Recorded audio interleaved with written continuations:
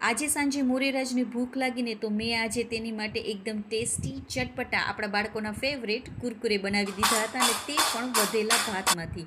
અને હા, જો તમને આ મારો વિડીયો ગમે ને તો પ્લીઝ લાઇક સબસ્ક્રાઈબ કરજો અને ફોલો પણ કરજો. તો તેની માટે મારે આજે બપોરના 1 કપ જેટલા ભાત વધેલા હતા, તો મેં તે લઈ લીધા છે. તો આપણે એક મિક્સર જારમાં લઈ લેવાના છે તેને. સાથે મેં અહીંયા 1/4 કપ જેટલો ચોખાનો લોટ લઈ લીધો છે.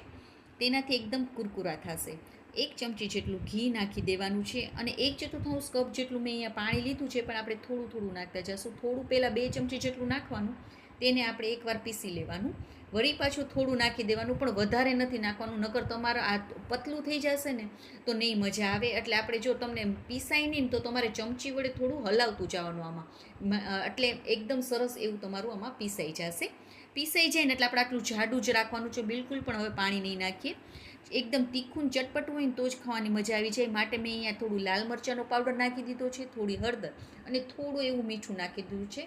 મારે અહીંયા આમચૂર પાવડર પડેલો હતો તો અડધી ચમચી જેટલો મેં આમચૂર પાવડર નાખી દીધો છે. તમારી પાસે ચાટ મસાલો હોય તો તે નાખવાનો. 2 મોટી ચમચી ભરીને આપણે ચણાનો લોટ નાખવાનો છે. વધારે પડતો ચણાનો લોટ પણ આપણે નહીં નાખીએ. બધાને એકદમ સરસ મિક્સ કરવાનું છે. હવે પાણી બિલકુલ પણ આપણે આમાં નાખવાનું નથી, અને એમને જ આપણે મિક્સ કરવાનું છે. આટલું જાડું જ આપણે રાખીશું તો એકદમ સરસ એવા બાર જેવા જ તમારા કુરકુરે બનશે. હવે મેં અહીંયા પ્લાસ્ટિકની કોથળી લઈ લીધી છે, તો તેમાં આપણે એક ખૂણામાં, એક સાઈડના ખૂણામાં આપણે તેને નાખી દેવાનું છે. આવી રીતે કોનનો શેપ આપી દેવાનો. હવે એકદમ નાનું કાણું આપણે પાડી લઈશું. બહુ વધારે મોટું કાણું પાડશો ને તો તમારે વધારે જાડા કુરકુરે થશે, માટે આપણે થોડું નાનું કાણું જ પાડવાનું છે. તો જો આટલું આપણે થાય ને તેટલું જ આપણે કાણું પાડીશું.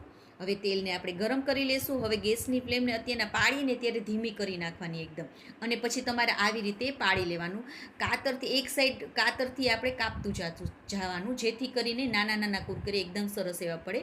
જેટલા તમારા સમય એટલા તમારે આમાં પાડી લેવાના છે. ગેસની ફ્લેમને હવે પછી આપણે મીડિયમ કરી લેશું, ને પૂરી પ્રોસેસમાં આપણે મીડિયમ કરીને જ આપણે તેને તળી લેવાના છે. 1 થી 2 મિનિટ બિલકુલ પણ ટચ નહીં કરીએ. 2 થી 3 મિનિટ પછી આપણે તેને આગળ પાછળ કરતા જશું, ને એકદમ સરસ એવા તેને તળી લેવાના છે. તો જો એકદમ સરસ એવા આપણા તળાઈ ગયા છે. તળાશે ને ત્યારે જ એકદમ ક્રિસ્પી એવા તમારા આ બનીને તૈયાર થઈ જશે. તો આવી રીતે તમારે તળતું જવાનું છે. 2 થી 3 મિનિટ બિલકુલ પણ આપણે ટચ નહીં કરવાનું, અને પછી આપણે તેને આગળ પાછળ કરતા જવાનું, અને એકદમ સરસ એવા ક્રિસ્પી તળી લેવાના છે. એકદમ સરળ રીતથી 5 થી 10 જ મિનિટમાં તમે આ બનાવીને તૈયાર કરી શકો છો. અને આપણા રેગ્યુલર આપણા ગુજરાતીઓના ઘરમાં દાળ ભાત તો દરરોજ બનતા જ હોય છે, તો ભાત તો બચતા જ હોય છે. તો આવી રીતે તમે બાળકોને આપી શકો છો. ગરમ ગરમ હોય ને ત્યારે જ મેં આમાં કાશ્મીરી લાલ મરચાંનો પાવડર અને થોડું પાછો આમચૂર પાવડર નાખીને મિક્સ કરી દીધું છે. એકદમ ટેસ્ટી લાગે છે. તો તમે પણ એકવાર જરૂરથી ટ્રાય કરજો. બાળકોને ખૂબ જ પસંદ આવશે. બાળકો તો શું, આપણને પણ ખૂબ જ પસંદ આવશે. એવા ક્રિસ્પી ક્રન્ચી બને છે. તો તમે પણ એકવાર જરૂરથી ટ્રાય કરજો. અને હા, વિડીયો ગમે તો પ્લીઝ લાઇક સબસ્ક્રાઈબ અને ફોલો કરવાનું બિલકુલ ના ભૂલશો. અને કમેન્ટ પણ કરજો કે તમને આ મારો વિડીયો કેવો લાગ્યો છે ને. તો આવી જ નવી નવી રેસિપીઓ સાથે ફરી મળીશું. ત્યાં સુધી બાય બાય. જય માતાજી.